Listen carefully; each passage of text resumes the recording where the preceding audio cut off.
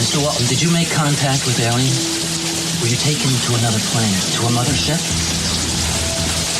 How did they communicate with... Can you tell me what they look like?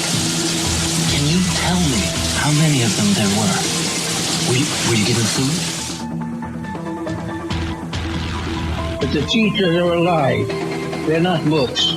They are the very living essences of nature itself. What a strange person. Unbelievably powerful supercomputer that's running our reality, and we don't have a clue as to how to operate it. So when maybe you or somebody else creates an AGI system and you get to ask her one question, what would that question be? What's outside the simulation?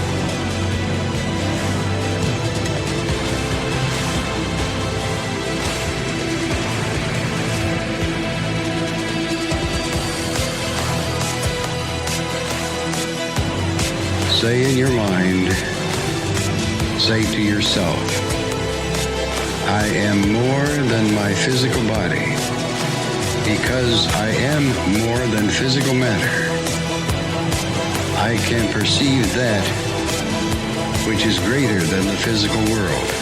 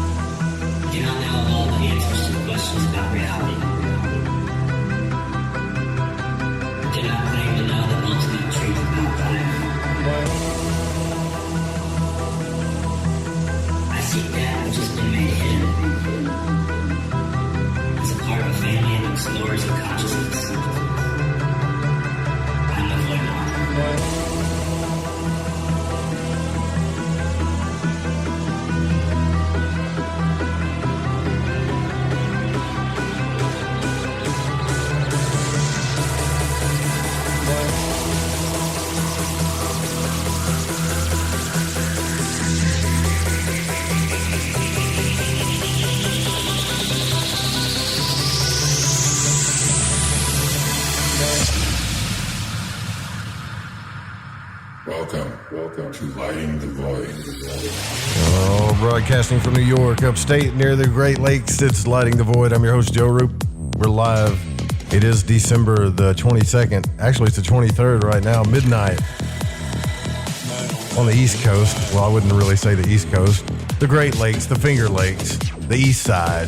It's cold up here. If this is the first time you're listening to Lighting the Void, the show's all about exploration of the human potential, consciousness, all the things weird, strange, and eclectic. And tonight we're going to be talking about this new age that we're coming into. It's definitely the age for us fringers, right? I've been telling you and lots of people that this stuff's coming. Everything's going to go to the internet.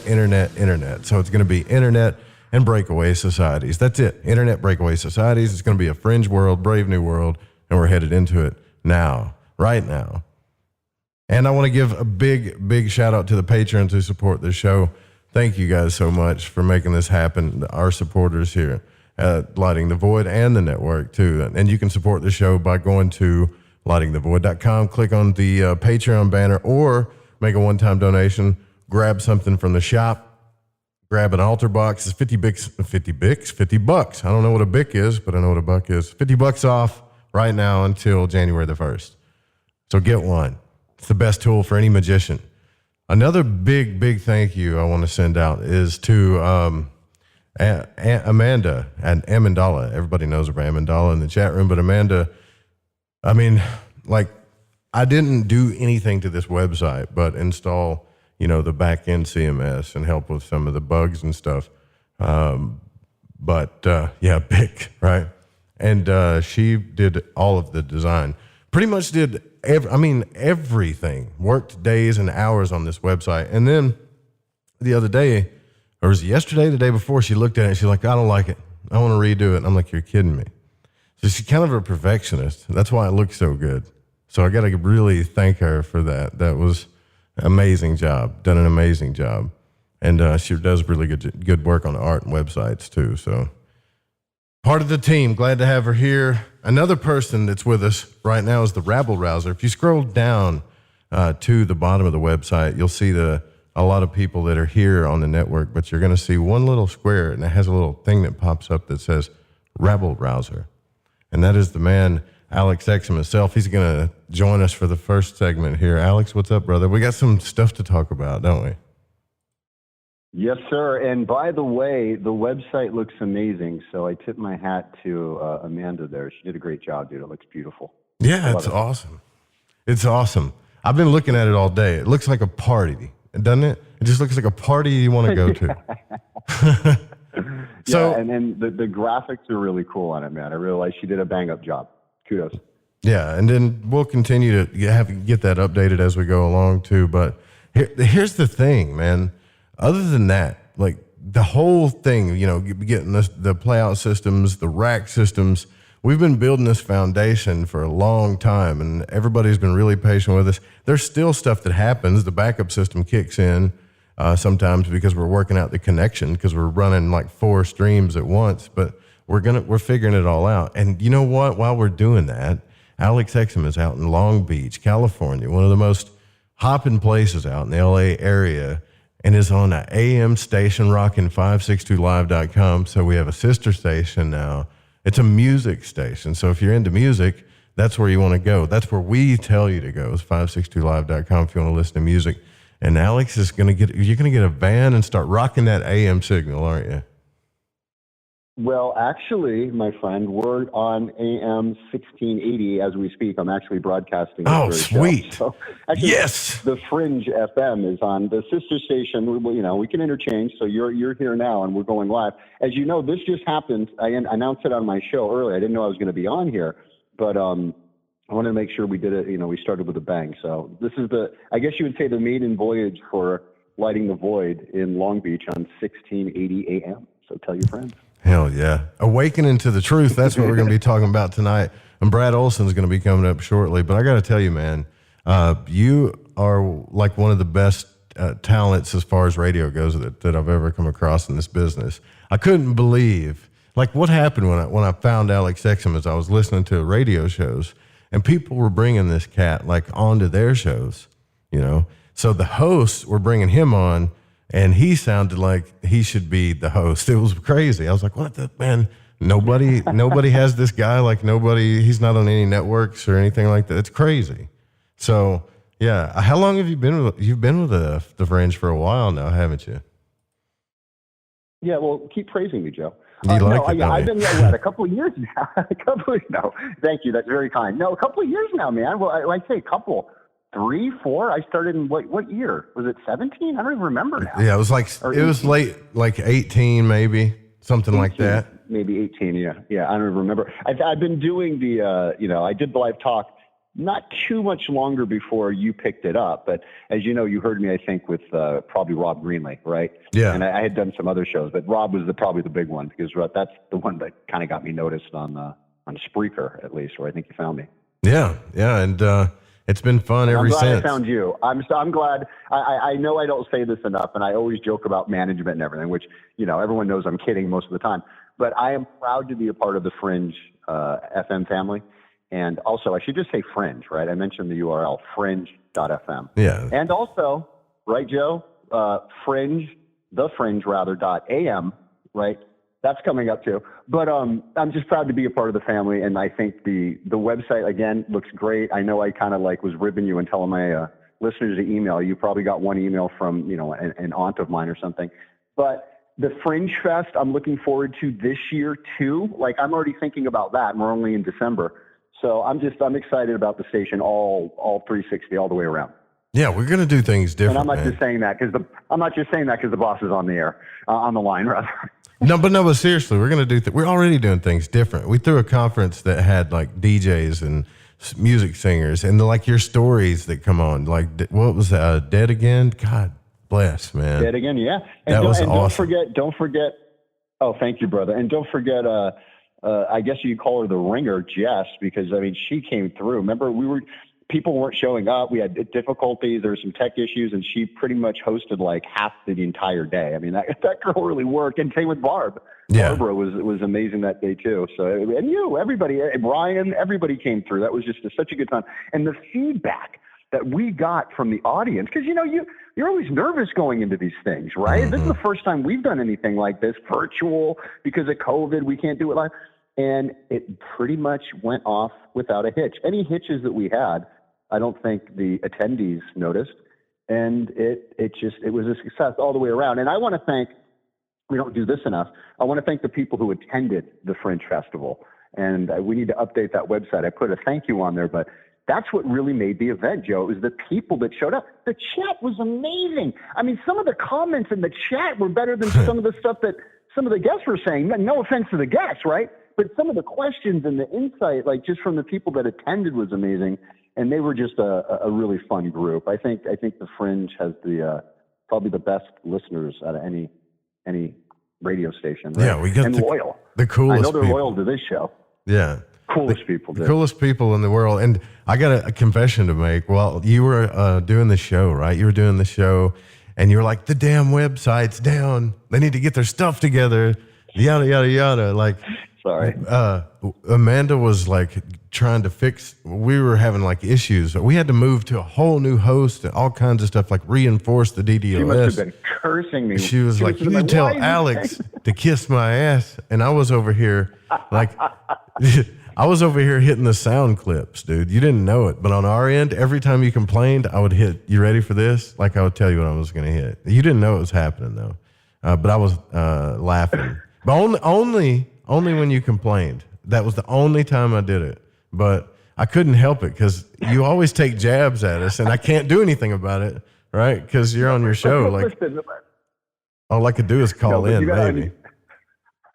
You got to understand, it's part of my bit. It's part of my bit. It's, and I don't say this like, that like I make stuff up, but it's kind of fun to, poke. No, it's real sometimes. I love too. It when you call. Yes, sometimes too. But then you call into the show. You've called into the show sometimes when I went off. You don't remember my tattoo rant when you actually called in to try and stop me? That didn't go well either. So we have fun on the show, man. We have fun on the stage. We got this Amanda, fancy. I'm sorry, Amanda. Tell her, kisses, Amanda. I'm sorry. We got this fancy software, and I mean, it's got racks and racks. So I was like, I guess I could use that while he's complaining. So I would hit this, right? Like I would hit kiss my ass, you don't like it. That's what I would hit, right? When you were saying that stuff. Every time you complain to hit that button. Why don't you just mute me? Don't you have the mute button? You can just mute me. No, dude, I don't want to do that. It was funny. And people weren't leaving. See, this is what people need to understand about the Fringe.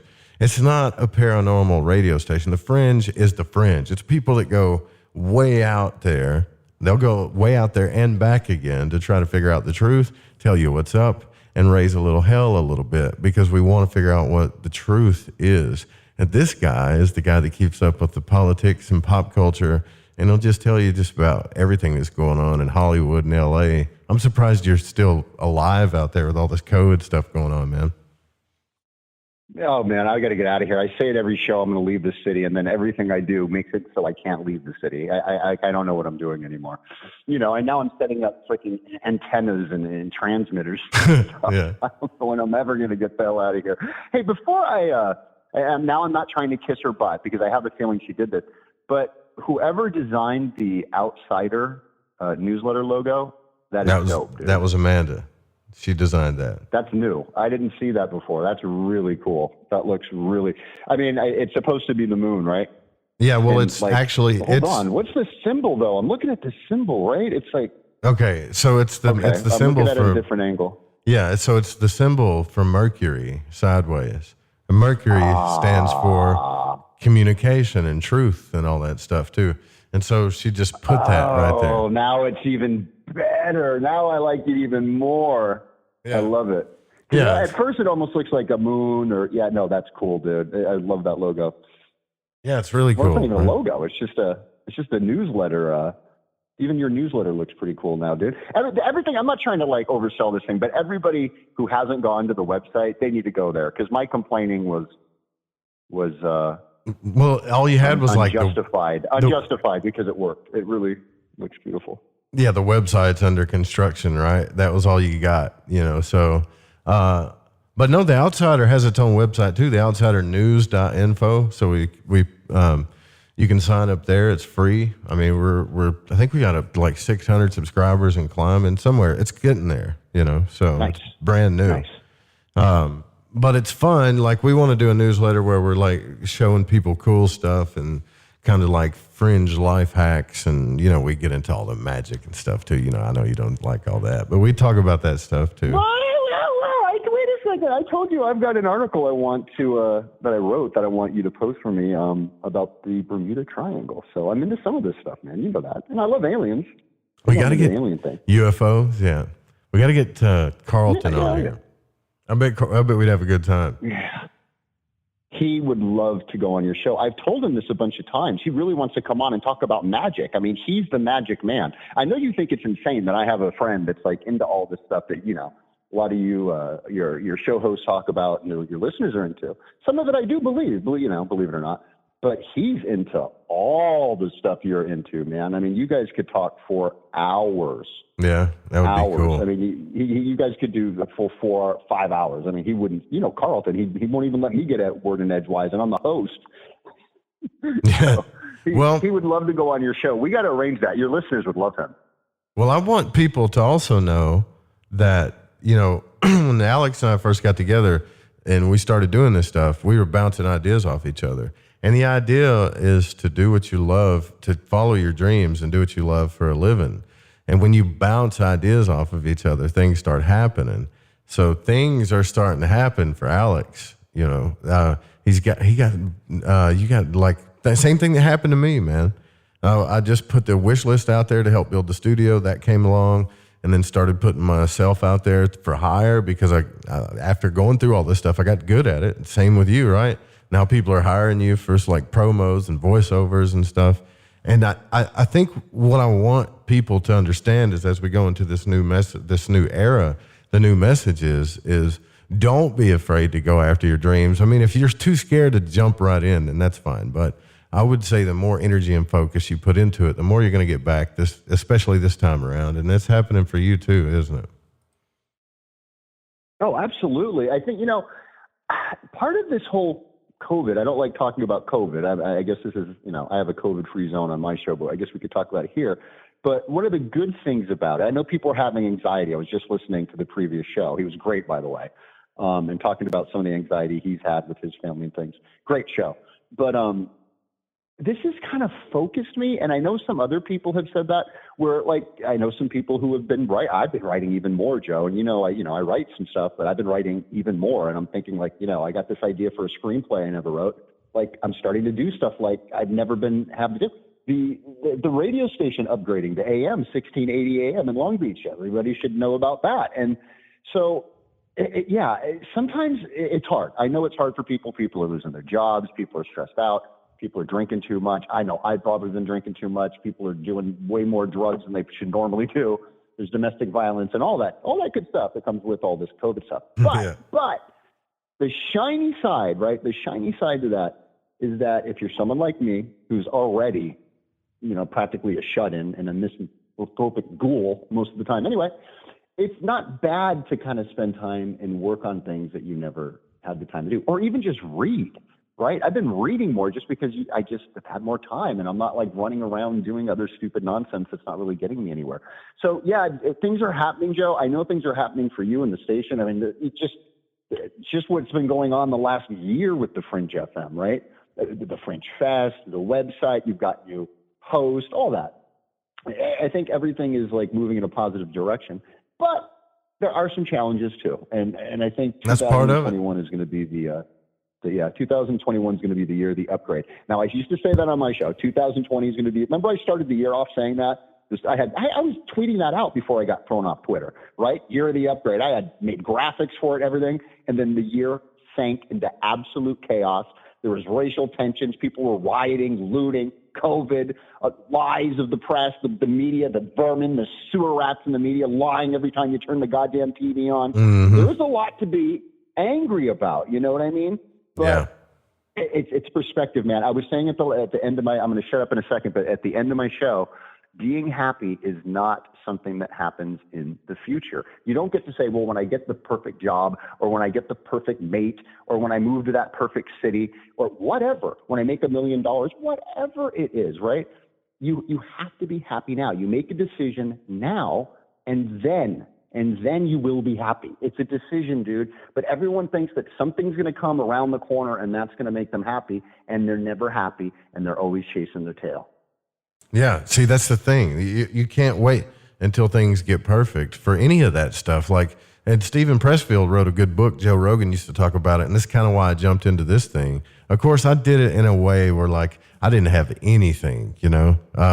But, like, if you got just a little bit of money saved up, I'm telling you, just a little bit, and you dive into what you want to do and you really focus on your dream, it'll come to be. If you start to try to, like, make things, I don't know, where everything, like you're saying, all the pieces have to line up before it happens. I don't think things work like that. The second you start when you really make up your mind and you go for it, and you start collaborating with people, things just start coming towards you. And you know it's what you want to do is because your soul is telling you this is what I want to do. Especially if you're at a job you hate, because you'll start to get like senioritis where you just can't stand to be there. You're like, you're on the verge of quitting every day. I've been there before, dude, man. Dude, I know how it feels. I was just talking about that on my show, how I had one of the worst days I've ever had at work in my career. And I've been there for 13 years and I just wanted to quit. Literally fold my laptop up and just walk away, dude. That's how bad my day was.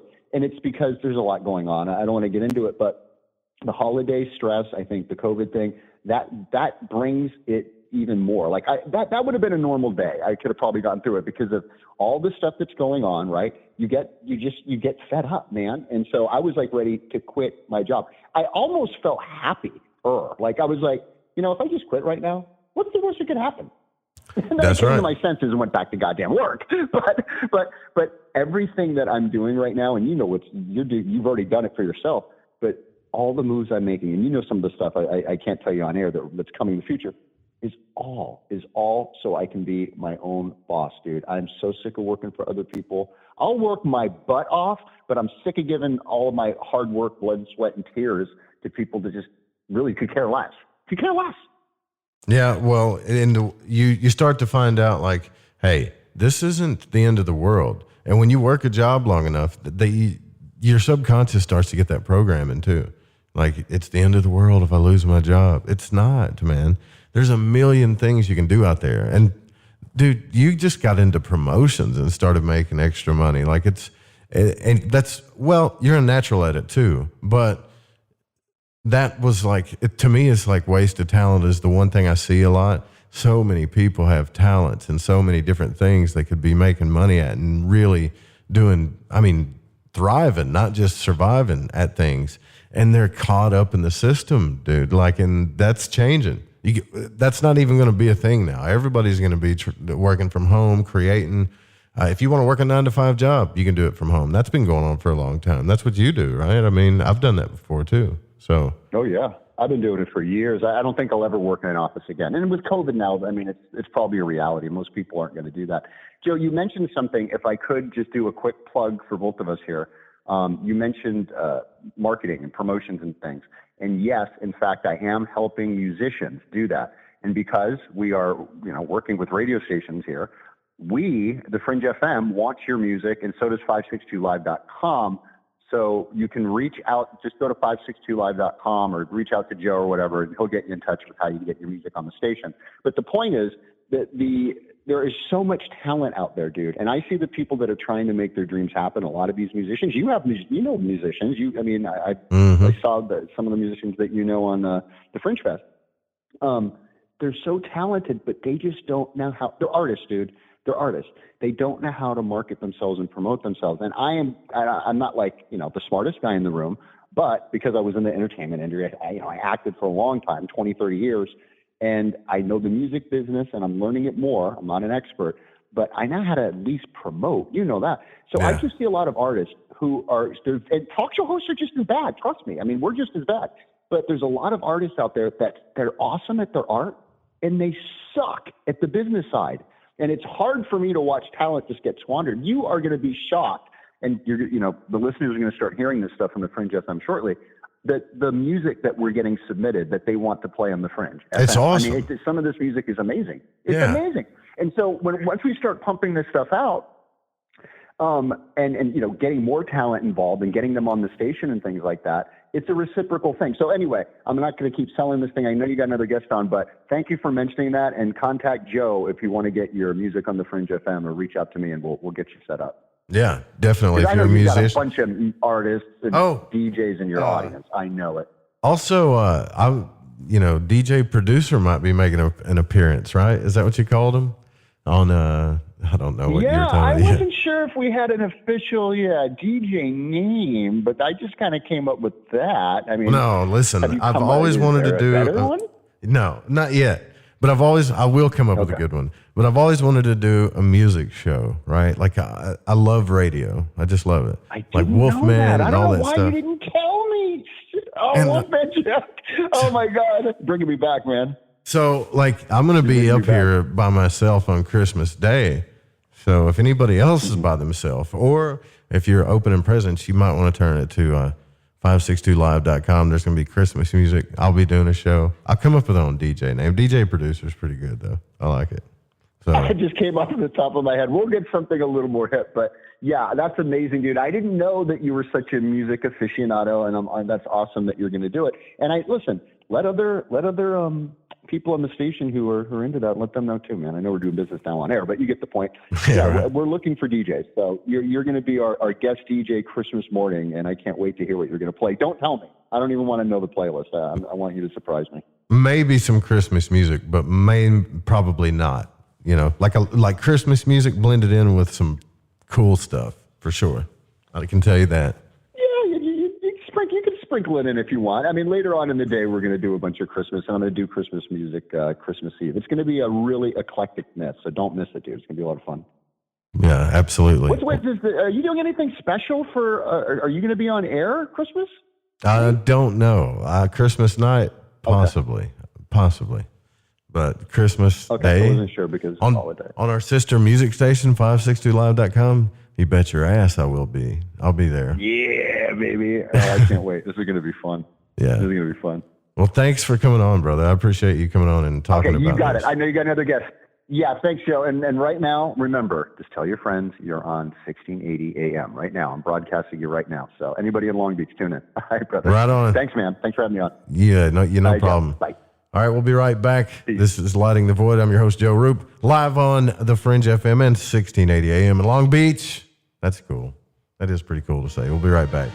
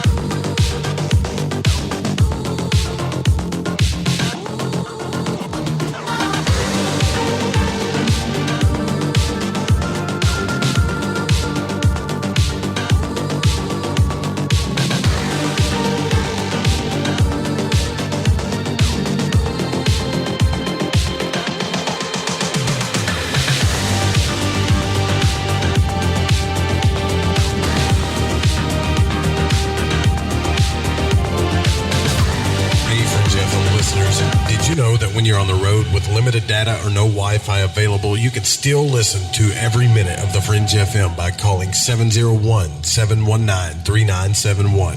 No smartphone app or internet needed. Saves your data plan and no extra cost if you have unlimited minutes. Call 701-719-3971. That's 701-719-3971. Listen to the Fringe FM on any phone, anytime, anywhere. AncientLifeOil.com. That's AncientLifeOil.com. Are you stressed? I mean, who isn't? Anxiety creeping in? No, not that. Is sleep hard to attain because your brain just won't slow down? We're living in crazy times, and the fear knob has been turned up. Okay, there's an answer. Take a big breath. exhale, and go log on to ancientlifeoil.com. CBD, broad and full spectrum, organic and non-GMO CBD for you to enjoy. Change your tune from fear to calm, from brain overload to clear thinking. 0.003 THC on full spectrum and 0% THC on broad spectrum. Competitive pricing with the best quality. Also know everything is going to get better. No worries, be happy. CBD can help calm so your nerves don't think they're a 6-string electric guitar. Enjoy life, smile, and log on to ancientlifeoil.com for great CBD. That's ancientlifeoil.com. You'll be glad you did. Want to know what's on the Fringe FM? Check out our schedule at thefringe.fm. Hola, Fringe listeners. This is Dave Cruz of Beyond the Strange, and you're listening to The Fringe FM. This is Malorcas45, fan of The Fringe FM, challenging everyone to open their mind's eye. Listen to Lighting the Void with Joe Roop to gain precision for your third eye vision.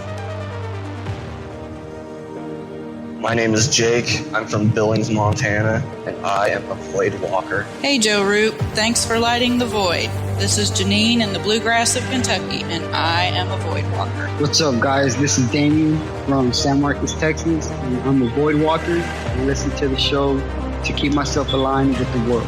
Hi, this is Laura, aka Laura Lavender. I'm from Las Vegas, and I listen to Lighting the Void because it helps me understand some of the strangest experiences I've had. So thanks for all that you do and for always being there for us, Joe.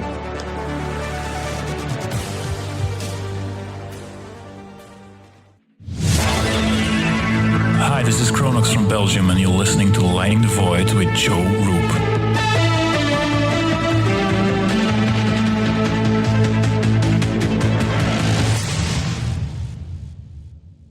Hey, this is country music singer and void walker Jason Benoit, and when I need my fix on the world of magic and the capabilities of the human consciousness, I listen to Joe Roop right here on Lighting the Void Radio.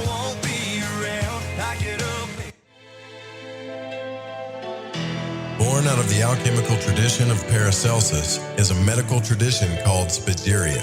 Though not many people practice this work today, Phoenix Aurelius has been researching and teaching this work for the last 15 years, and he needs your support. Hi, I'm Phoenix Aurelius, and I'm the founder of the Phoenix Aurelius Research Society, where I perform modern scientific research on the methods and techniques of Paracelsian alchemy and Spagyria for health, wellness, agriculture, ecology, and more. All my work is 100% funded by the public, so if you like what I'm doing and you want to support my research, please consider making a purchase of spagyric medicines from my apothecary, fund your own spagyric IDF wellness research, or participate in my group study or one-on-one immersion courses so that you can learn how to perform this work for yourself. I want to thank you in advance for your support. Visit thefringe.fm/alchemy research and enter coupon code FRINGE and receive 15% off anything and everything on the website. That's thefringe.fm/alchemy research. And thank you for doing your part and keeping alchemy alive in the modern day.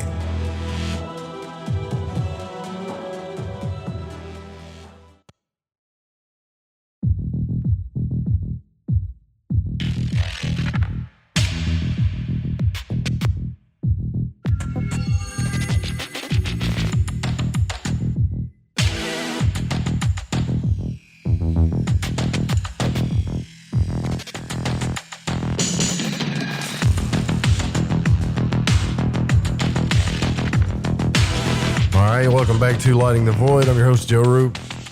This show comes broadcasting to you live 5 nights a week, 9 p.m. Pacific to 11, right before the Secret Teachings with Ryan Gable. Also, next week, all the way up, well, let's just say all the way up until New Year's Day, I'll be on vacation, but we'll still be setting up stuff too, and you'll be hearing the best of Lighting the Void.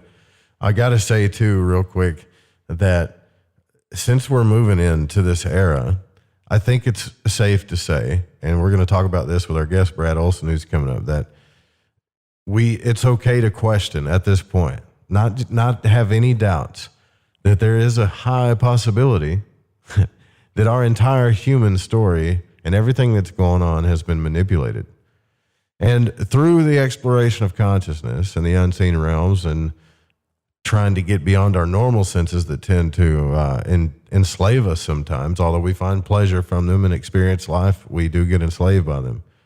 But when we move beyond them, is it true that we gain a bigger understanding of our reality and who we are? I believe that. And there's been a lot of clues and hints that have been left for us over history.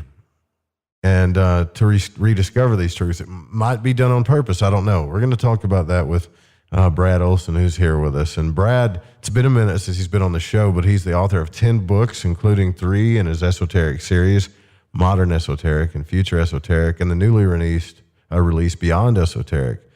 He's an award-winning author, book publisher, and event producer. His keynote presentations and interviews have enlightened audiences at Contact in the Desert, UFO Mega-Conference, the 5D events, and dozens of radio interviews, including Coast to Coast, Ground Zero, Fade to Black, etc., and television shows, including Ancient Aliens, America Unearthed, Beyond Belief, and Mysteries of the Outdoors.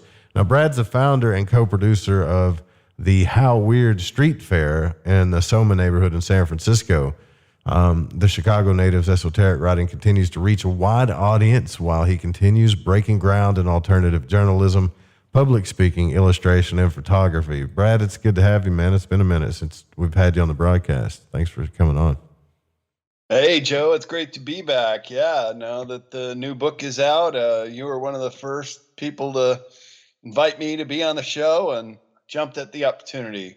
So thanks for having me on. It's always great to talk to you. Yeah, absolutely. And I know most people here are familiar with you. If you guys aren't, you can go to, the first thing would be the street fair that I just mentioned at howweird.org. You can go to his website at bradolsen.com, and then also check out cccpublishing.com. And I just got through talking to Alex about this, and I kind of want to kick off this conversation this way. You're a man that's followed his spirit, kind of like I would say a vagabond in that sense when it comes to doing what you're here to do. But you were doing it even during the times when things weren't, when everybody's doing the 9-to-5 stuff, you were following your spirit. You were going on journeys, you were doing the street fair. And if we could use a little wisdom, because as I believe that we're moving into this new age after this conjunction, things are going to be different, but it would still be nice to get some wisdom from somebody that went through this journey themselves, Yeah, that's right. I have been very blessed to have the life I wanted to live, traveling the world. I've been to all 7 continents. As far as I know, I'm the first researcher in this field to go down to Antarctica, and for just 8 more days, I can still say I went there last year, January, February 2019, and boy, what a change there's been in the world since then. But yeah. I've used the time wisely during the lockdown, and my long-awaited 3rd installment in the Esoteric Series got done during COVID. Just like what they say, Shakespeare finished the play King Lear during the bubonic plague lockdown. So if you use your time wisely, you can get good big projects like a book done. Yeah, that's exactly kind of what we've been doing here, is like setting up a better foundation for the media company and everything. And what can you do other than that besides sit and complain and wonder what's going on? I think there's a lot of people that want to go down this road and of following their spirit. And I think when you got questions like curiosity, which is something that you and I kind of both have, curiosity to find out the truth, to dig as deep as possible. The other night we did a show like, how far are you willing to go to get to the truth? But I don't think it has to be about breaking scary boundaries. I think the journey itself can be fun, but you kind of got to stay aware of what's going on. You're a positive guy. Everybody I talk to about you says they love you, and yet you still talk about information that's quite profound. I would like you to give some advice on that too. How do we keep a good attitude and a fun, positive, good attitude when it seems like everything in the world, as far as man is concerned, is against us and our human potential and what we're here to do?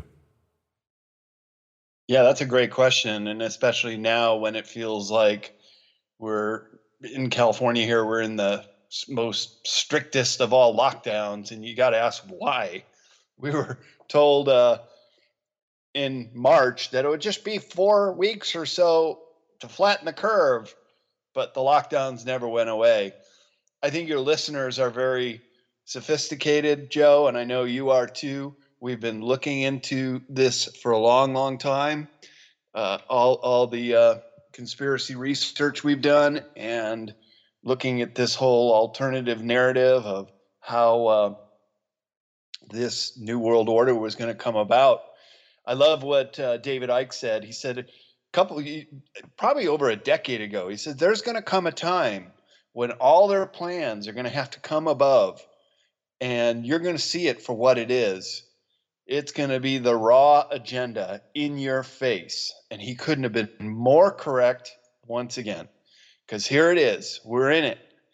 But there are also good things that are happening right now. Yesterday, of course, was the winter solstice in the northern hemisphere, the conjoining of Saturn and Jupiter, which only happens every 800 or 900 years. And some people say today is the first day of the Great Awakening, that we are now firmly in the age of Aquarius, and basically the knowledge of what is going on in the world is going to start coming into us in an intuitive type of way, so that you don't even really always need to read or listen to a pod or get your news however you get it. You're just going to start knowing that something's really crooked in Washington with the election, with what's going on in the world, with China making inroads into this country. So what gives me hope and keeps me positive is that we do have those two sides of the very narrow razor's edge. We can go into despair, and we can go into this horrible police state, dystopian world in timeline 2, or we can just stay positive and know that the destiny of humans is to go on timeline 1, to go into this golden age where the cabal is going to be defeated in the most spectacular collapse the world has ever seen. The biggest institutions could come crumbling down, and in the ashes, the phoenix rises from the debris, and this new world, this new Great Awakening begins to take place right before our very eyes. So that's what really keeps me very optimistic, that I think we are on the cusp of seeing that, and there's always positives to every negative. So if you can try to focus on that, it usually helps. And while neither one of us are going to shy away from discussing the very dark things that are happening in the world today, nor should we. And I agree, it can get you down. It can get anybody down, no matter how optimistic you are. But at the same time, there are a lot of very positive things happening. And that's why I always conclude my books with a section that's mostly uplifting and positive information. And in the new book, it's the final section is called Ubermind. And it's, again, how we are coming into these abilities that have always been with us, which have always been latent, but have been suppressed, ruthlessly suppressed, and actively attempted to keep us dummied down, such as the fluoride in the water that calcifies the pineal gland. We can go on and on about that list, but that's one example about how we have been intentionally dummied down by this ruling class, this cabal, this global elite. And that's our true enemy. That's who has to be defeated for us to move forward into this golden age. So once you start solidifying the view about who it is that's doing all this to us, and how do we take them down, and how do we move on from all this, it's going to be a beautiful day in the world when this all starts to take place. So just to be able to play my small part in bringing out these books and talking to you and the work you do at Fringe FM, it's little baby steps, but I see the light at the end of the tunnel. Don't you? Don't you feel like I do. Turning better? Yeah, I do. I think this is like a massive, but I see this playing out like in an esoteric sense. And I'll tell you why, Brad, because like all of the astrological and alchemical symbols kind of line up with a massive death and transformation. So usually, what you see is like a tower moment, but it's really all alchemy. But you see like a tower moment, which is what we're going through with this COVID thing. Then everybody goes internal and kind of sees things for the way they are. And even people that don't, they feel something, like something ain't right as far as getting the truth is going on here. And I need to figure out what's going on and figure stuff out for myself. There's a lot of like internal exploration going on too. And the sky map is even showing us with the Christmas star and this grand conjunction and everything that you have to go through this death and transformation to bring the sun back. This is what it's all about. And that's not always easy, and it is bumpy, but it does feel like it's going to be better. You have that feeling like, man, we're right there. I can see light at the end of the tunnel. It's getting bigger, Yep, sure is. Right on the cusp. Absolutely. And that gives me hope. I mean, it's a great time to be alive. And for anybody out there who feels like life is just collapsing on them and you don't have a purpose here, I'm here to tell you, you absolutely have a purpose here. And if it's just only to understand what's going on in the world and just be that one more node of consciousness that is waking up, that's more important than you can imagine. Because it is, our consciousness is the revolution. Our waking up moment, the Great Awakening, is all of us starting to grok these very complex esoteric subjects that have been hidden away from humanity for ever, millennia. They've never given us the opportunity to ascend. Now we have to take them down by force for us to really move into this new human role that we can witness taking place right before our very eyes. Yeah. So I'm totally with you on that too. So tell me about your book, right? Your book has taken us through, your Esoteric Series has taken us through an awareness. And what is the new one more about? Sure. Well, I never repeat my material, so I'm always on the lookout for, I have been till this book was done. It took me 6 years to finish this one.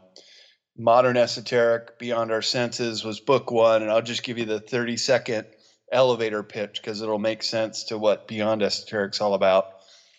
Modern Esoteric starts in the beginning, the antediluvian civilizations, all the evidence for very advanced people living on this planet, and sometimes not entirely human people living on this planet, the elongated skulls and the other evidence for hybrids and ETs a long, long time ago. So modern esoteric moves us up to this modern age. And then future esoteric, the unseen realms, book 2 in the series, that gets into the secret state and how they were able to keep the lid on the ET issue. And that is the primary push of future esoteric, is looking at all the UFO ET material, and then ending with that positive section about utopia, how we can use backward engineered technology, free energy devices to move us into a utopian age. So then in Beyond Esoteric, the subtitle is Escaping Prison Planet. And this is named because no 19th century esoteric or occultist could ever imagine the world we're living in today and the whole concept of this prison planet. The first section starts out in neo-fascism, And it's the herd, the mob. The unwashed masses are considered farm animals and are seldom, if ever, allowed to know the truth by their keepers. They believe, they graze, and they bleat. They live and die by what they're told. Well, that's all changing. The chapters in neo-fascism are the new fascism, the occult in fascism, world control, Vatican Nazis, American Nazis, MK Ultra, Big Brother, geoengineering. The second section is called Embargo. It's not about the lights in the sky, it's about the lies on the ground. History, because it is written by academics beholden to their sponsors, never ever tells the full truth, let alone how our planet has been acquainted with extraterrestrials for millennia. And these chapters are the Truth Embargo, Suppressed Human Origins, Alternative 1, 2, and 3, Meet the New Boss, Being Aware of Predatory Species, E.T. is Already Home, and the Transhumanist Agenda. And finally, the more positive material is in the Ubermind section. All frequency emanates from one sacred divine source of consciousness. We live in an age where we are hypnotized by our own ignorance and controlled by an invisible master. To break from the false matrix, we must first free our minds. Chapters in Ubermind are Technology Leap, Brains of the Future, Cosmic Awareness, Exotic Metals, Crystals, Achieving Ubermind, The Bioterrain, and Morgellon Nanobots. I think my book at Beyond Esoteric is one of the first books to ever explore what the whole Morgellon phenomenon is all about. And it has to be in the context of some of the other chapters that come in Beyond Esoteric, such as geoengineering, the delivery system, how these nanobots and fibers and all such other junk has been dropped upon an unsuspecting and unwitting human race. I mean, these controllers really do think of us as sheep, Joe. Yeah. They have such contempt for the human race that there is an anti-human depopulation agenda going on right now. I'm sure you're well aware of it. Oh, hell yeah. And if anybody that's not aware of it, you're not doing your research, man. It's not even about research, man. It's research, it's intuition, and it's what's in front of you is logical, and you can trace it back step by step through each corporation, to the heads of the corporations, to each society and foundation, the experiments that have happened, the people that have died from it. It's way too obvious. It's freaky, man. It really is. It is freaky. And here we are, right in your face, with so many things like the vaccine coming out. Yeah, it's so safe, you have to be threatened to take it. This COVID disease, so dangerous, you have to take a test to even know you have it. Well, here's one. When they released this vaccine and tested it on humans, they tested it on humans, a vaccine that has everything that it's RNA, it's not even a normal vaccine. It tested it on humans and didn't even test it, have animal trials, not like they usually do, not the regular process. And every one of us knows when they do that, they still don't get things right. They have to update it 4 or 5 times. But this thing is being pushed so fast, it's freaky. It's scary. I don't want nothing to do with it. I really don't. Nothing to do with it. Oh, and now then the World Health Organization, WHO, just came out and said, oh, hydroxychloroquine is fine. Yeah, you can use that. So why would we want to take a vaccine when I took chloroquine when I was in Indonesia, and it's fine. I never had any side effects. I didn't catch malaria. And it is one of these wonder drugs that has many different applications, including people with lupus.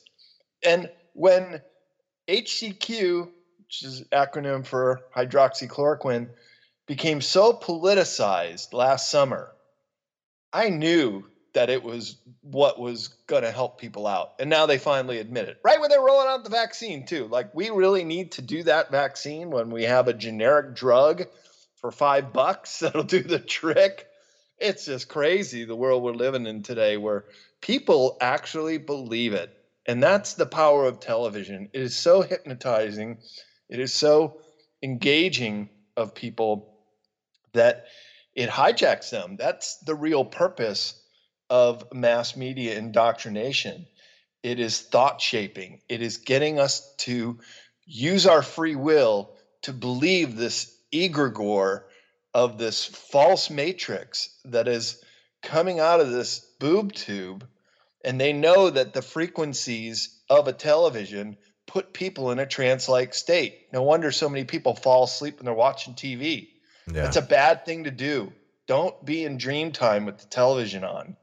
It'll rack your brain, and then you'll have dreams of this stuff, and then it starts to become your reality. That's the nature of it. And I do have a chapter in Beyond Esoteric on MK Ultra and how they've used the television and psyops programming to get in our head, to get us to give up our free will and move towards these terrible decisions like taking this vaccine. Well, yeah, man, I tell you what, I got some examples exactly of what you're talking about too, but we're at the top of the hour. This isn't like going back to negativity. We need to learn how to live in this world while being aware everything is going on and thrive the best way we can, and still, be able to live our lives, but not lay down at the same time too. And we're here with author Brad Olsen. You go to bradolsen.com, you can find out all about Brad. His publishing, a street fair, all the stuff that he's done. Really cool website. We'll be right back. More Lighting the Void coming up, guys. Just stay with us here.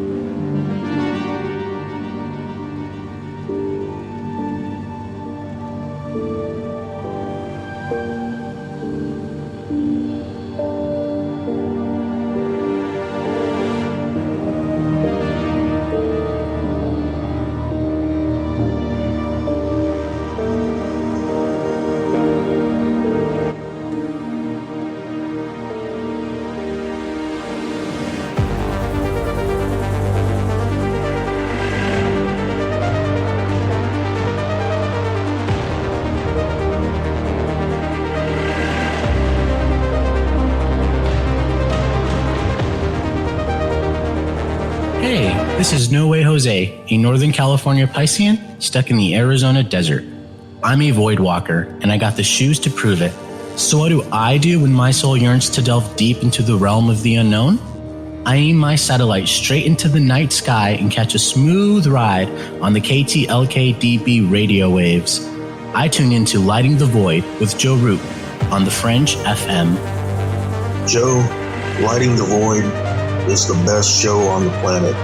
This is Barney, your friend from Facebook. Thank you and all the crew for all you do. Namaste, my friend. This is Macon from the foothills of North Carolina, and I am a void walker. G'day, void walkers. This is Lily from down under Australia. The world may be small, the enigma is greater. So let your curiosity take you for a journey with Joe Root. Hey, this is Fee, coming in from Central Maryland, and I am a void walker. This is Kevin Doherty, a beginner void walker. I'm from Vancouver, BC. I know a little about a lot, and as Leonard Skinner said, I guess the rest. I learned a lot from Mr. Root in the show, and heard it from the beginning. I knew right then he was going to be a new art pal. Thanks for all your shows, and keep it up. Hey, this is Derek from Mass, aka the Night Stalker, and I'm a void walker. This is Mark from Chicago, and I walk the void to ascertain what is consciousness. My name is Jared Johnson, and I'm from Humboldt County, California. I do not know all the answers to the questions about reality. I do not claim to know the ultimate truth about life. I seek that which has been made hidden as a part of a family of explorers of consciousness. I'm a void walker. Thanks, Joe Rube. This is Barbara Charlton from Metaphorical Archaeology. If you've ever had a traumatic paranormal experience, the effects of it may stay with you for years. Who do you talk to? You can't go to conventional help. What we do is we use emotional freedom techniques or tapping to actually neutralize the effects of that event. Maybe when you tell the story now, your heart races and your palms get sweaty. You don't even want to think about it because you don't know how to neutralize that. That's what EFT tapping does. It neutralizes those emotions. The circuit that was recorded on is gone. The energy flows freely and you're free of it. And that's what emotional freedom is all about. We offer this as a pro bono service, but this is something that I offer because no one, it seems, is helping people with these experiences. If you'd like to reach me, it's really easy. My cell phone is 214-995-3754. Please leave a message. I will get back to you as quickly as possible. Or you can email me, barb.eft@gmail.com. And EFT stands for Emotional Freedom Techniques. Reach out to me. It's confidential. This works. You won't believe the results. Have you heard of heavy metals? Yeah! I'm not talking about the heavy metals in the junkyard. I'm talking about the heavy metals that build up in your body. Heavy metals in your body can make you feel sluggish, fatigued, and just plain off. Why not try Life Change Tea at getthetea.com? Cleansing your body and making you feel great. Cleansing the inside of your body of intruders that sneak their way into you and set up an intruder camp. Life Change Tea helps remove unwanted intruder camps. Brew it, steep it, and drink in the results. Tastes great, so you can create a new health habit. Our tea loves to help people. It just needs the chance. So order yours today by logging on to getthetea.com. That's getthetea.com. Our Life Change Super Strength Tea is waiting. This could be a beautiful relationship. Take charge of your health. Order at getthetea.com. That's getthetea.com. The Fringe FM isn't just a radio station. We also provide services for all your audio production needs. If you're interested in live radio or pre-recorded podcasts, we're here to help. We even do audio enhancements and voiceovers if needed.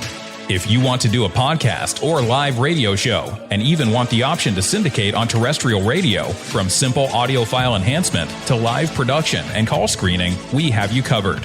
We have worked with some of the best professionals in the business in order to provide coaching instruction for content creation, show structure, and more. Contact The Fringe Digital Media for more at info@thefringe.fm. That's info@thefringe.fm. Or call 501-777-5631 for a consultation.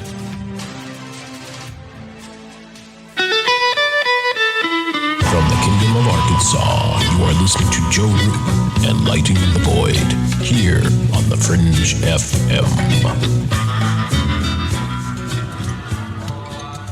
Hey, this is Amalia from Know the Self Mystery School. I know that you are in the midst of massive change. We all are. This is the great turning, the time that we all decided to be here on the planet. Do you know why you came here to be a part of this crazy time? If not, I invite you to join my mystery school. I have a 9-week course called Activate Your Mission. And in this course, you're going to learn how to erect crystal clear boundaries so that you can hear that inner still voice that's going to guide your every move. Even if you're dealing with feeling weighed down by obligations and being enslaved to the system, this course is going to give you the tools you need to illuminate your shadow and awaken to your soul's mission. The moment you sign up to the school, you are going to be greeted by not only a group of soulful spiritual warriors, but you're also going to get some massive karmic clearings, and you're going to feel the energy. It's palpable. I hope you'll join me in the school where together we're going to unlock your divine mission.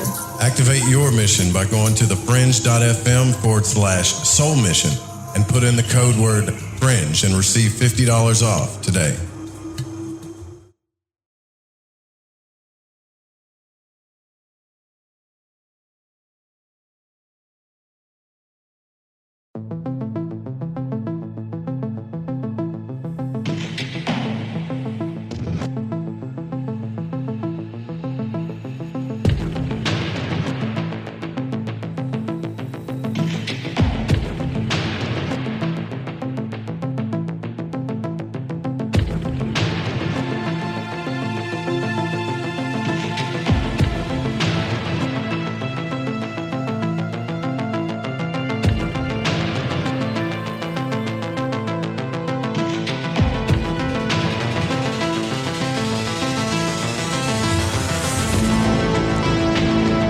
right, welcome back to Lighting the Void. Our guest tonight, Brad Olsen. We are talking about a history that's been hidden from us, a truth that's been hidden from us. Digging for the esoteric author of a trilogy of esoteric books. BradOlsen.com is the website. Modern esoteric, future esoteric, and beyond esoteric. I think, did I get all the names right? Because I need to get them all right, did, Brad. indeed. And these are... You're a consummate professional. This is all about, it's not just about looking at the symbols, but it's also, it's not just about being intuitive. It's also kind of, well, it is about being intuitive, but understanding psychological processes that are used against you that you need to understand on a mass level too, as well. How essentially we do talk about the occult and magic here quite a bit, but in a way that empowers people, not scares them. But try to make you aware of how it's being used against you. And it is a topic that we frequently discuss because it's so important, because, and you can comment on this if you want to, Brad, too. We can discuss this until the cows come home and talk about every aspect of it that we understand. But the way that our subconscious works and the way the mind works and the way our souls work, we'll wake up the next day. And if we're not aware or doing some type of practice to stay in our awareness, we can slip right back into this unknowingness. You know, it's not all about understanding it. It's all about trying to live it too, and living in a place of, I don't want to say rebellion, but an awareness to where you don't just put your head in the sand, so to speak. Right, exactly. They say we're moving into the fifth dimension, and you have to ask yourself, what does that mean? Well, nobody's going to disappear, just drop off the world and go to the fifth dimension, which, by the way, there are 13 dimensions, according to scientists, right here, right in front of your face. You can only really perceive the third dimension, this solid, dense, third dimensional reality, with little glimpses into the fourth. But the fifth dimension, this is an area of love and light and gratitude and all the higher emotions. It said that the people that are able to really embrace this and feel this and really our emotions, our antennas, and radiate out this part of us, if you're able to do that most of the time or all the time, to just be in this high vibrational state, that is the transcendence into 5D. And in that stage, we're going to be able to activate our human abilities that I touched on earlier, just these latent abilities, these superhuman abilities that we've heard so much about from Paramahansa Yogananda and Autobiography of a Yogi, where every chapter is about how some mystic or yogi in India was able to develop their superhuman abilities. And that's what I think happens in 5D. So those of us who are not locked into this fear mode and anger and despair because of all that's going on in the world today have a really good chance of being able to do this leap to 5D. And I think that's really what the Great Awakening, the higher purpose of it all, is what it's all about. Because if a critical mass, enough of us are able to do that, it could be like this 100th monkey effect, Joe, where humans just start to grok all this stuff, just start to get it. And what's so interesting in the world we live in today, and I suspect this is why the extraterrestrials find our predicament so interesting, is that we are in this mode where we're about to make this big leap forward for humanity. And we've been waiting so many lifetimes, so many millennia to have this opportunity for all humans to do this big leap. And when I do say all humans, I also am referring to, on this planet, we still have uncontacted tribes in the depth of the Amazon rainforest and some of the highlands of Papua New Guinea that still have no technology, that are still literally living in the Stone Age, that are running around with penis gourds and blow darts like their ancestors thousands of years ago lived. At the same time, we also have humans that are going into outer space, and the possibility that we have this breakaway civilization that's living off planet even. They're still humans. We're all still humans, even those uncontacted tribal members. We're all still human beings. So if this great awakening happens and it is this 5-dimensional push, look, a shaman who's living in one of these uncontacted tribes could have the same insights into the world automatically if they're one who's embracing love and the higher vibrations. And anybody can do it, as we know. You don't have to be smart or anything. In fact, sometimes the smarter the person, they get so locked up in their thoughts that they sometimes forget what's really important.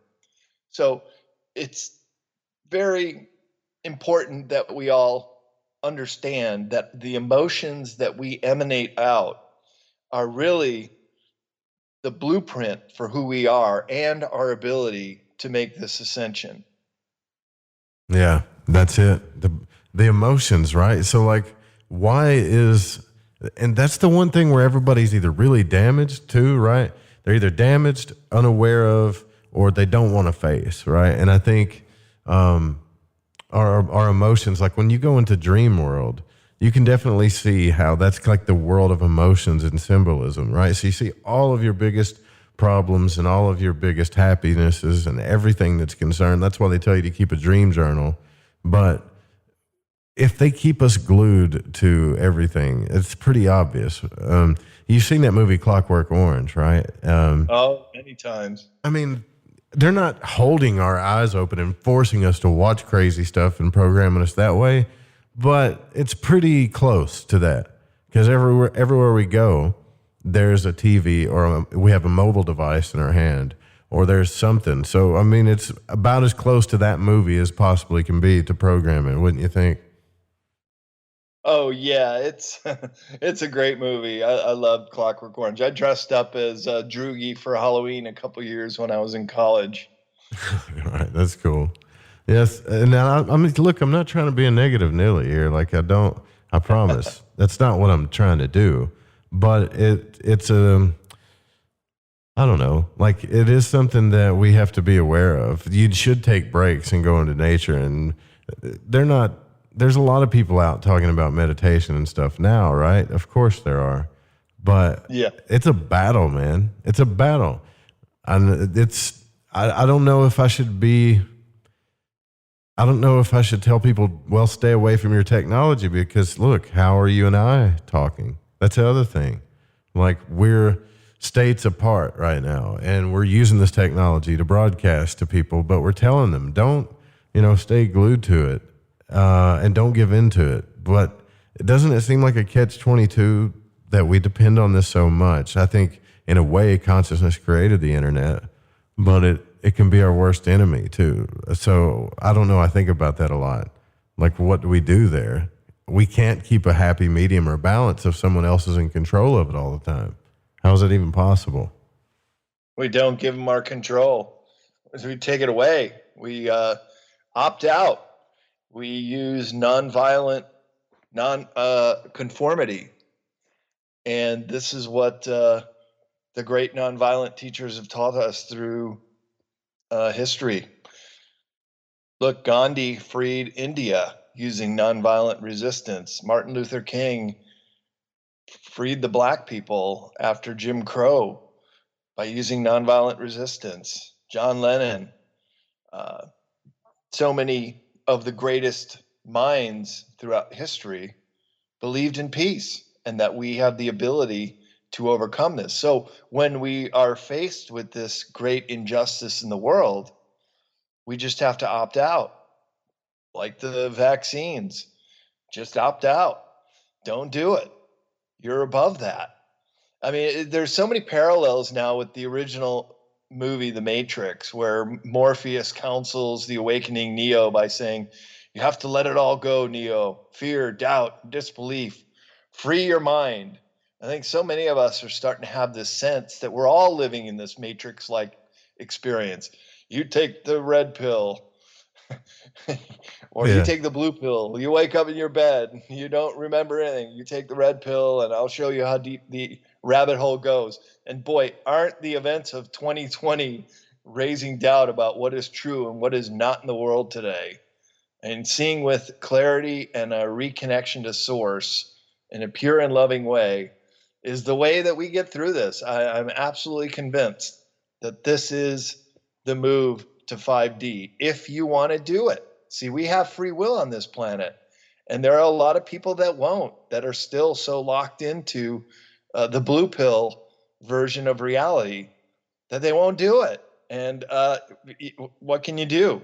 You can only, what's the saying? You can bring a horse to water, but you can't make them drink. Yeah. Yeah. So those that are going to get it are going to get it. Those that are just too scared or don't want to go that way, well, they're going to stay in 3D and probably not be as happy as they could be if they went the other way.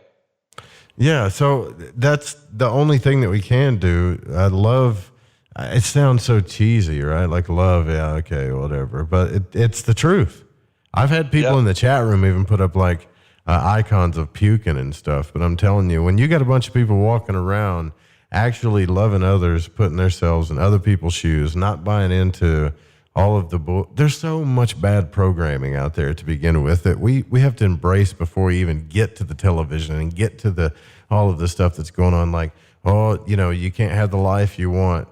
You can't have a good beautiful life or be in a relationship or just stupid stuff. It's too good to be true. If you want a whole bunch of money, you got to work really hard. Like, who told you all this stuff? This is from history. This is like the programming that they want you to think, so you don't tap into your manifesting power, your power of love and all this other stuff that creates the life that you want. If you believe all these hardcore bad truths, then of course you're going to create that reality. Somebody knows this, and they know how to tell us to keep us in that state of mind. You know, like the Adam and Eve story, right? Sure. That's a pretty intense story, and I don't want to piss off any Christians here, but let's think about this for a second. You got two beings that are being talked to by a snake, which a snake doesn't necessarily represent evil. It's a symbol for knowledge and a lot of things. And in the scripture it says, you know, we need to cut this off. Basically, I'm just going to butcher it, but we need to stop this before it happens because they're going to be like us. That's kind of crazy. Yeah. Well, grab your popcorn. It's going to be an incredible show. That's why we all came here. I mean, isn't that crazy though? Like, a lot of our society is based on a God that didn't want us to be like that God or gods, whatever you think Elohim is, and cast us down so that we wouldn't be. Like, I don't know if I buy that story, but it's pretty obvious that that whole entire religion was based on an inferiority to something else. That complex. Yeah. Yeah. Sometimes there can be parts of the older religions that don't always make too much sense. But I think the eternal truths, the great masters like Buddha and Jesus, they spoke in such a way that what they had to say will always be relevant and always be true, because truth is like a pillar, and it's constant. It's always there. And you can wrap it up all these different ways. You can put lipstick on a pig. You can make it so it seems very real with disinformation, but all that stuff just falls away. And then what you're left with is the truth again. So when people start to realize that really embracing the truth and enhancing themselves karmically by helping people, being in service to others. I know you're probably going to get a lot of puke in the chat room, but this is really what it's all about. This is the real philosopher's stone, and I'll let you in on it. It's basically that once you realize every thought, which becomes an action and becomes who you are in this world, once you realize everything you do radiates out in such a way that the good will come back to you as good, the bad will come back to you and kick you in the butt. So once you realize that everything you do is going to have some kind of consequence, how could you not be the very best person you could possibly be? Can't. If you understand what I'm saying, you will realize you've got to do this every single day. You've got to be a good person every day and go out of your way to help people. I give $1 to a homeless every time I see them. I lend a helping hand if there's an opportunity. I look at it as an opportunity. Oh, here's a chance I can help someone out. This is great. And okay, so that's maybe just me, but I think this is sort of the recipe for being able to truly become a path to masterhood and to really be in your body in this human experience in such a way that is the most impactful towards the good. Yeah, I totally believe you. Man, I totally believe that. And see, that's what I think alchemy is all about too, is, you know, it's not just they got you focused on how much energy and love you can receive all the time. That's what your focus is mainly on. But once you realize it's all about the giving too, then you start seeing that yin and yang, and you really start seeing the polarities play out. Then you're like, oh, well, things really start happening for you in your life. I mean, give me an example if you can, like the street fair thing. When you started that, did you come from, was that like massively hard work, or was it just an idea that you had in your head? I never asked you about that, but that kind of set you on your journey, didn't it? Yeah, it did. Well, yeah, so I was living in this really cool artist warehouse in the mid 90s until 2001, called the Consortium of Collective Consciousness. And that's where I started my book publishing business 25 years ago. And around year 2000, we got some funding for a nonprofit that I also co-founded called World Peace Through Technology. And this guy who he was one of the first .com multimillionaires. His name is Joe Firmage. He was on the cover of the San Francisco Chronicle newspaper, and the headline was, Silicon Valley CEO steps down because of his views about UFOs. And he had seen UFOs, and he was very convincing that this was going to change the world. And so he was the kind of guy that put his money where his mouth was. He did step down voluntarily, and he went and started funding all these groups and nonprofits that were doing good things, and even scientific groups that were working on anti-gravity and 0 point. It was very cutting edge for the day 20 years ago.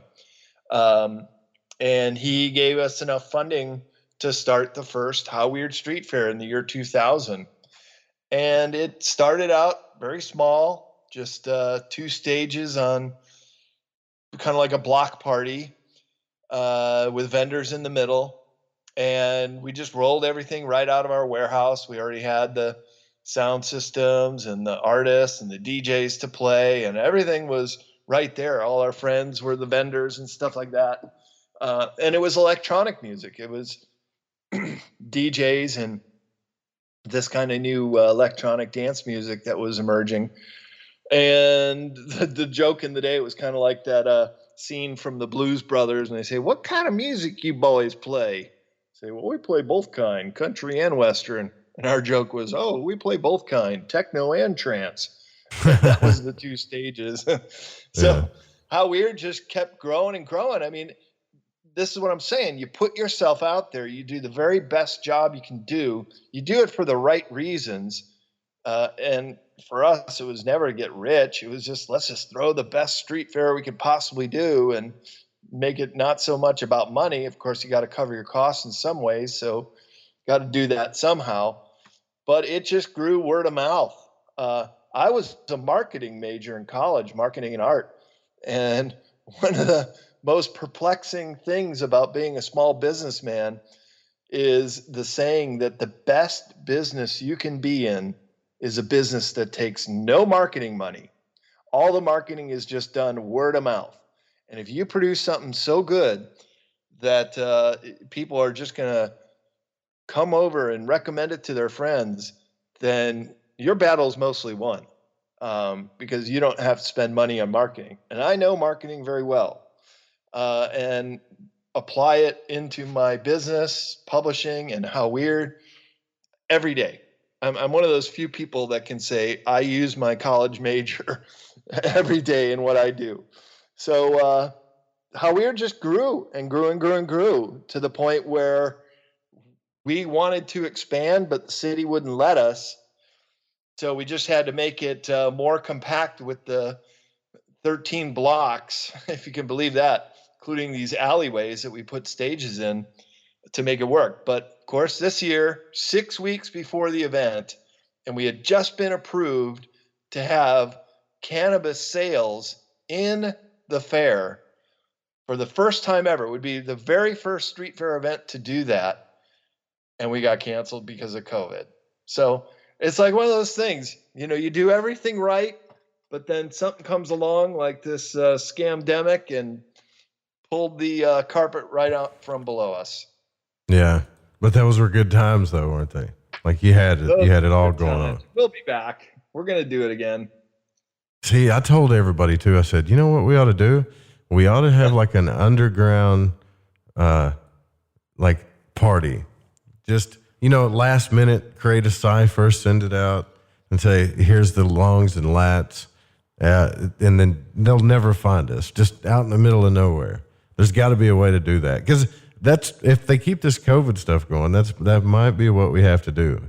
You got pirate radio, pirate underground parties. Essentially what happened back in Rome when the Catholic Church was running everything, and all these secret societies had to start because you couldn't meet and talk about certain things without getting your head cut off.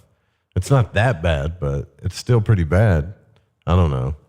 I really hope, Brad, that we're not going back into our old ways. Like, I hope we learn from our history, but what do you think? Again, I want to bring back this age of Aquarius. You hear a lot of people talking about that.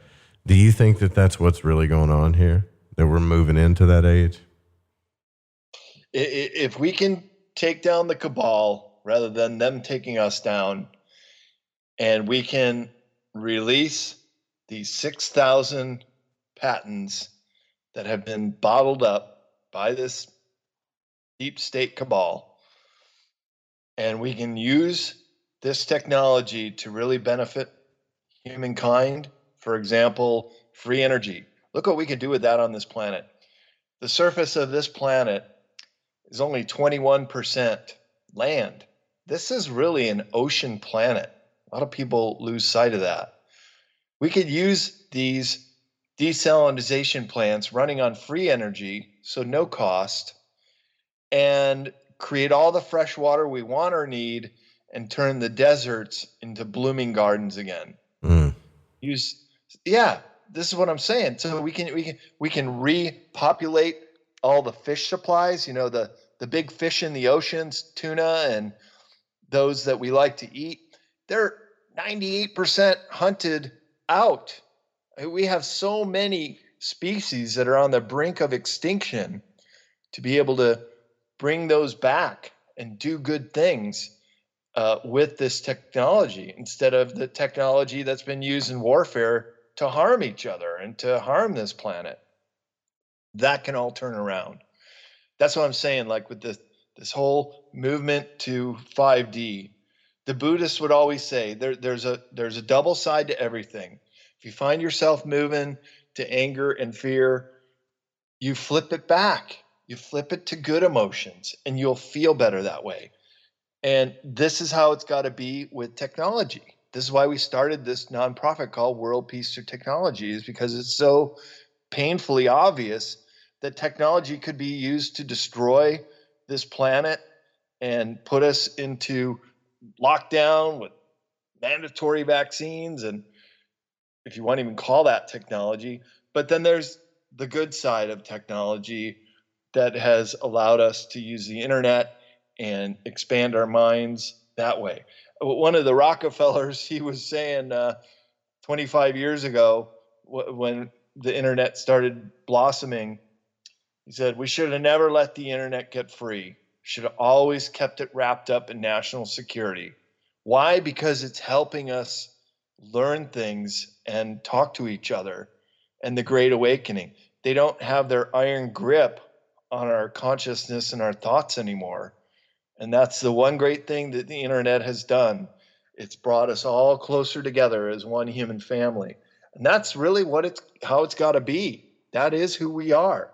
We're all human beings on this planet, from the uncontacted tribes to the breakaway civilization. We're all still human beings. And as Trump says, we all bleed red blood. We're all the same. So when we go into that mode of thinking, great things will start to happen. Yeah, I'd believe you on that. I'm totally with you on that too. I totally am. But what do you think, other than just, loving other people too, what do you think is the biggest, in your opinion, the biggest smokescreen going on right now? Obviously other than COVID, but what do you think is the biggest smokescreen going on, or the biggest weapon that they have against our consciousness right now? Oh, mainstream media, bar none. Have been since Mockingbird started putting agents into all the large media organizations. No question about it. And there's another one that can be easily flipped from the pure propaganda, lies and misperceptions that they're putting out there, to really getting the news we need to make the good decisions in the world today. The media has been so corrupted by the cabal, who owns it, by the way. So anybody who's getting their news from the mainstream media, that's what they want you to think. That's the corporate cabal view on the world that they want to suck you into for your free will to take that information and use it as your own, and then go to the water cooler the next day at work and spew out what you were told. And then your other coworker, oh yeah, that's what I heard too. Yeah. Yeah, that starts, right? The hardest thing on consciousness. Yeah. Yeah. Well,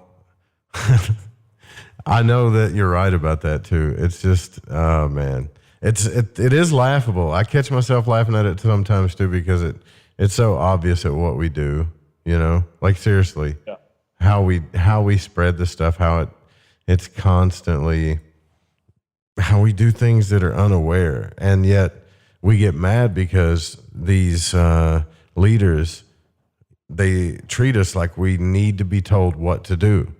But we act that way based on like what you're saying right there. Yeah, well, I saw on TV the other day and everybody's spreading around at work. Like if they know we're that way, then of course we need to be told what to do. It's like it's a weird trick that you do to people. Once they realize the truth, then they see how what they think dumb people can really be. Then they feel hopeless, and that's the thing that is going on right now. I believe before this transition, there's a lot of people felt hopeless because they're like, "Oh, I see how we act now. I see what we do," especially when we get in mass quantities. So it's pretty much hopeless. Do you ever hear that? Yeah, I hear that, but I don't think it's hopeless. I don't either. Really think we're going to pull through this. It's hopeful.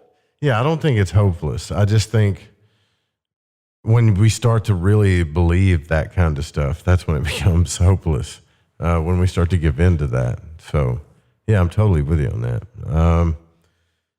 I don't really know. I guess since we only got a few minutes left here, we got like maybe 15 minutes. What are your plans to do next, Brad? I mean, you've been across the world. You've been to, I remember reading your story about the pyramids. Is there anything left that you want to do, like any journey that you want to take, or is it all about just spreading awareness? Just getting started, man. There's still a lot of this planet to explore. Take a whole lifetime going full time, you still wouldn't see it all. Yeah, I definitely want to do Africa. I've only been to Egypt. Would love to just go all the way down the continent. Talking to a friend of mine here in Santa Cruz about doing a road trip next summer if we can get in through the Canada border up to Haiti Gouai. That's the native name for the Queen Charlotte Islands. Do you know where that is? No, never heard of that, actually. It's this incredible place. It's these very large islands just north of Vancouver Island on the BC, British Columbian coast of Canada. And the islands are virtually untouched, virgin old growth rainforests. And to visit in the summer, right now, it's not a great time to go. Dark most of the day. It's pretty far up there north, just before the lower panhandle of Alaska. But to go out there and explore some of the villages of the tribal people that live there were these ferocious warriors. It's part of the reason why nobody could conquer Haiti Gouai, because these warriors, it was said, went all the way out to Hawaii and then down to Puget Sound and up to Alaska. And this was like this empire of this Pacific Northwest tribe. And you can still go into their villages with the totem poles and the old log villages. It's just supposed to be amazing. I covered it in my book, Sacred Places North America, 108 Destinations, being one of those 108 destinations. I've always wanted to go there.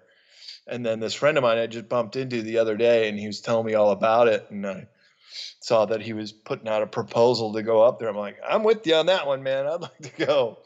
So this is all contingent on whether or not we can travel without the vaccine passport and be able to cross borders again. Well, you might have to take some back roads, you know. You ain't afraid to do that, are you? It's a porous border. Well, I told people too. I talked to Greg Carlwood about this. They got you thinking before all these rules came in that you just need to be cooped up and in your house and all this other stuff. But I drove across the country twice, man, and no one chased me or contact traced me or anything like that. I think when you get on planes and stuff, they can definitely do that. But I don't know. The cell phone thing is what worries me, actually. What do you got to turn that stuff off?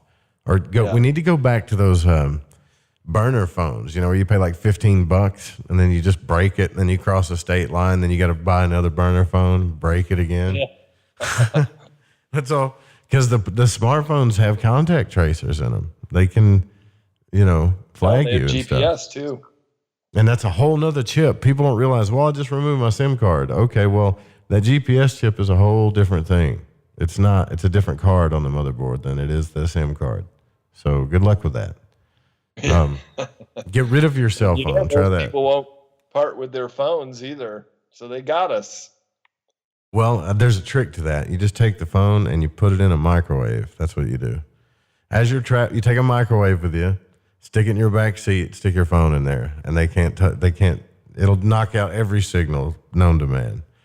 Problem is, though, when you turn it back on, they're going to see you hop states. So I don't know if that'll work.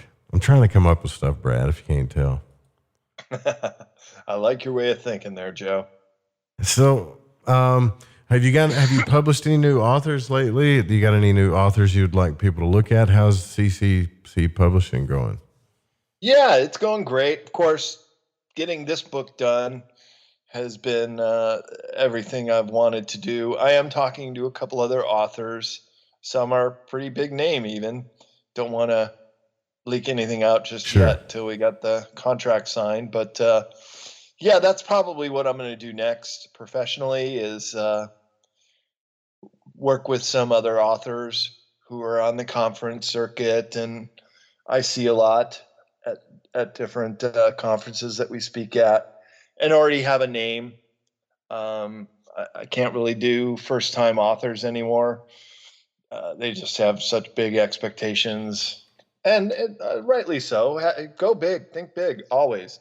But unless you're starting to have a career in this field, and I'm very much only interested in esoteric subject matter, so it's along our publishing line. You gotta know marketing. I go back to it again because it really is the essence for successful business. And if somebody knows marketing, is out there, is on the conference circuit, then they're getting exposure. They're building a name for themselves already. And the book just kind of complements their pre-existing trajectory. So, yes, I'll look at some book titles next year. No guarantees. I mean, I'm kind of enjoying the freedom of being able to travel and want to buy a house, and might get into broadcasting again, a YouTube channel, something like that. Not sure. Maybe I'll take a big trip too. You see, isn't that what everybody's thinking? Man, I wish I could do that. We go back full circle to what we were talking about earlier. You can. Yeah. You can do that. Like, you're a guy that's doing a couple of things, and just like Alex was talking about when he come on earlier, you can do those things. I don't know why people have to think it's so hard. I didn't help matters when I started because I really took the plunge, but I could have done it a different way. I promise you, if I would have saved up a few grand, I would have been fine. $2,000 or $3,000. I could have jumped right into it and been fine. And that sounds completely insane to some people, and other people are like, yeah, I get that. You know, I think a lot of it has to do with our personality too, and what we're willing to do and not do, you know. But I don't know, like, I'm getting a big tug with my soul right now about things I got to do. I think a lot of people are getting inspired. What are your beliefs on astrology? We've never had that kind of talk. Do you think it's real? I'm not talking about, like, you know, internet astrology or obviously like newspaper astrology, but what are your thoughts on it? Like, how real is it to you, or is it real at all? Yeah, I think there's some validity to astrology. I've always been more into astronomy, following the celestial bodies, but it's known that the moon, for example, can change our personalities anytime. If anyone's ever worked at a bar or a club or a bouncer on the full moon, you know, they come out and people get a little crazy. That's where the word lunatic comes from. So the celestial bodies can have an influence on us. And I think this confluence of Jupiter and Saturn yesterday is also very important, if not just for the reason that people believe it to be so. And if people just start to say, hey, maybe that is the clue that we're going into the golden age, that this is now the beginning of the Great Awakening, well, so be it. Let's do it. If yeah, that helps, that's great. Yeah, so you're like me. You're all about, like, let's ride the wave. Why not? Let's go for it.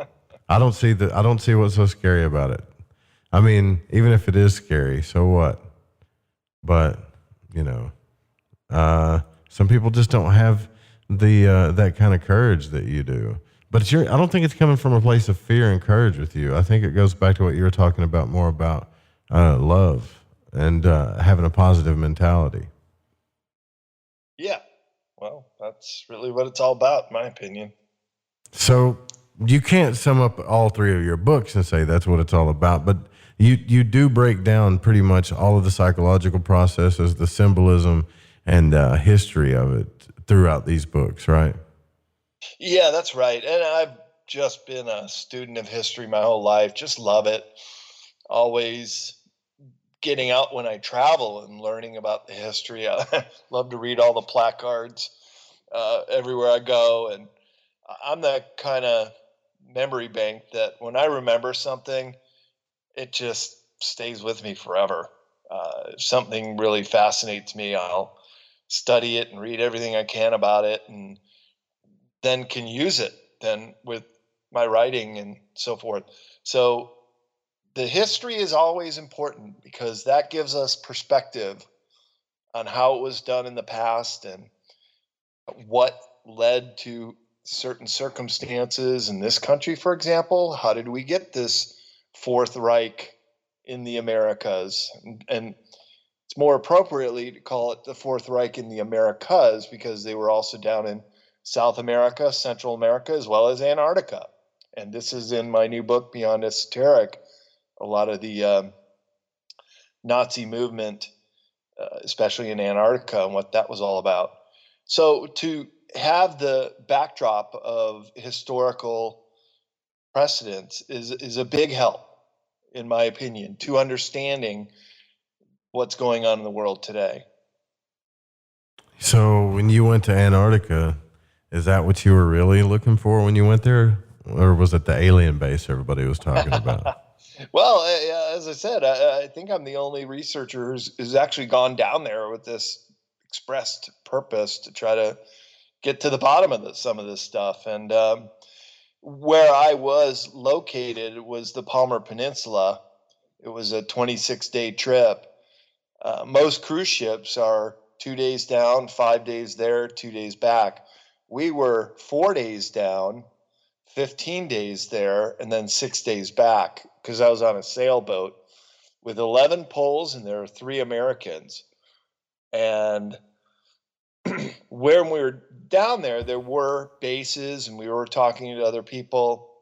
But the place where I believe one of those ships is located, there's supposed to be 3 massive motherships in Antarctica that are very, very old, buried under the ice. But once in a while, they'll do an excavation and it'll turn up on Google Earth. And that's this one I'm referring to, which is at the Conan base, West German base. Well, now it's Germany, but it was in the original plot of territory that the Nazis claimed as New Schwabenland.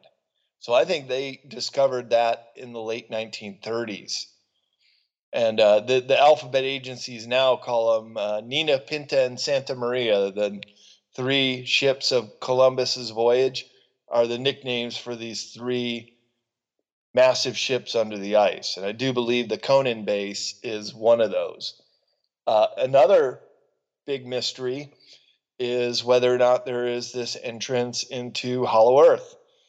And we did find out that absolutely 100% positive there's a huge no-fly zone over a portion of the East Antarctic plot of land, the big circular landmass. That's a really old landmass. That's over 3 billion years old. That was originally connected to Pangea and broke away and has been moving down towards Antarctica. But there is a huge no-fly zone over the ice cap, which is 2 miles deep. So even if it just goes down through the ice down to the ground level, that would be an incredible find. But you can't fly over it, including drones, and there are no satellites that go over Antarctica. Just one a day, and it doesn't go over this portion of the continent. Keep in mind, Antarctica is very large. It's the 5th largest continent in the world. And in the wintertime, which is opposite now, they just had their summer solstice. So 24 hours of daylight for 4 months if you're in the South Pole right now. Got 2 more months to go. Conversely, 4 months of total darkness in the winter. But if you were there in the summer right now, you would be able to function any time, hour of the day. We were down there and we got like 22-hour days when our boat was down there in January and February. That's so we got crazy. To one degree of the Antarctic Circle. Yeah, real far down there. And, 22-hour day. Did that mess with you mentally at all? Like, well, a little bit, but you kind of get your sea legs. You see, we got very seasick on the way down because the Drake Passage was extremely rough. One of the roughest bodies of water in the world. It's called the Drake Shake, the Drake Passage. And almost everybody in our ship was just puking their guts out. Fortunately, a few, including our captain, did not, and we got through. But boy, I lost about 25 pounds on that trip because I just couldn't eat for several days, and of course threw up everything in my stomach. So any of your listeners want a crash course diet, go down to Antarctica on the Drake Passage. Might just work for you too. I don't know if I could do that, man. Whew. Yeah. Well, once we got down there, though, then you get your sea legs on and being on the boat. In fact, coming ashore feels weird once you start getting used to the constant rocking motion of a boat. And then it was just an adventure every day. It was going from research station to we went into the volcanic crater called Deception Island. It's just incredible. The ground was steaming, and had the tide been going out, could have taken off our clothes and done a hot spring right there. But the water was rushing in, and the water was too cold. But we were walking around on our bare feet, and the sand was warm. Just all these really weird things about it. And the animals have no fear of humans. We had a whale swim under our boat. We had penguins. You can go right up to them, take a picture. To seals and elephant seals and great big, like, not sure if they were condors, but massive wingspan flying right at our heads because we're walking too close to their nests. So nature is just off the hook down there. And for the remainder of 2020, your listeners can go to Sci-Spy TV and watch my 16-episode series called Antarctica by Sail for free, but only for the next, 9 days for the remainder of this year. It's our little Christmas present to everybody to watch the whole series. And then you'll see what it's like to go down there in a sailboat. And I narrated those shows, and I was filming down there the whole time and put it all together with this great editor named Doc Skinner, and came up with this show, Sci-Spy TV, and then go to Antarctica by Sail. If you go to my Facebook page, you'll see a link to it, and check it out. It's free for the remainder of this year. That's cool. Yeah, there's something that we can do. That's definitely something I want to go do, watch. Yeah, because I'd rather live it, honestly, I don't mind traveling, Brad. I'll go anywhere. But I think that experience you just talked about, I might want to live vicariously through you. That seems pretty rough, man. It might be worth it if you get down there and you see an alien ship or a base or something, but I don't know. Well, I know where to go now. See, that's the thing. I would go back if I were, if it wasn't on my dime, of course. But with a film crew, I could guide us. I know where the Base 211 is, also known as the New Berlin Base. I know where that is in New Schwabenland. And then to go to this Conan base to check out one of these motherships. It would be incredible. It would be groundbreaking, be historic to be able to do that. And we had, I had been contacted by a Hollywood producer, a pretty big name that does documentaries. He was very interested in doing this, and we were thinking of being there right now. But then COVID hit. So just like everything, life, John Lennon quote, life's what happened when you're making other plans. Yeah, you got that right. Once again, we got COVID canceled. Well, speaking of making plans, I'd love to keep going on here, but we got to roll out of here, Brad. So thanks for coming on to the broadcast. It was good to have you. Oh, it's always great to speak to you, Joe, and we should definitely do it again sometime. And I should just say that if you want to find out more about me, bradolsen.com. You mentioned cccpublishing.com. You want to see my books, and I've got the Google Books app on there so people can browse through the pages for free like you would in a bookstore. And I also have a YouTube channel called Esoteric Series, CCC Publishing. And we have all of, when I was recording the audio chapters for the first 2 in the Esoteric Series, also captured it on YouTube Live and made a video series. So you can actually listen to the audiobooks for free on my channel. So all these freebies to check out. But if you want one of the physical books, well, there is a cost associated with that, the printing and shipping and handling and so forth. And invite you to check out my new book, Beyond Esoteric, Escaping Prison Planet. All right. And y'all go check those out too. And go to bradolsen.com. We'll put all the links in the archive page. Once again, Brad, it's good to have you again. I can't wait to see what you're up to next time. I'm always hearing about what's Brad doing. Next time, there's no telling. Could be on the moon for all we know. That's where Brad could be. But yeah, thanks for coming on again. Oh, you're welcome, Joe. So great talking to you again, man. Yeah, you too. And you guys, we got to get out of here. Ryan Gable's coming up next. We'll see you guys tomorrow night as Christmas is getting closer and closer. And then you guys have a good night.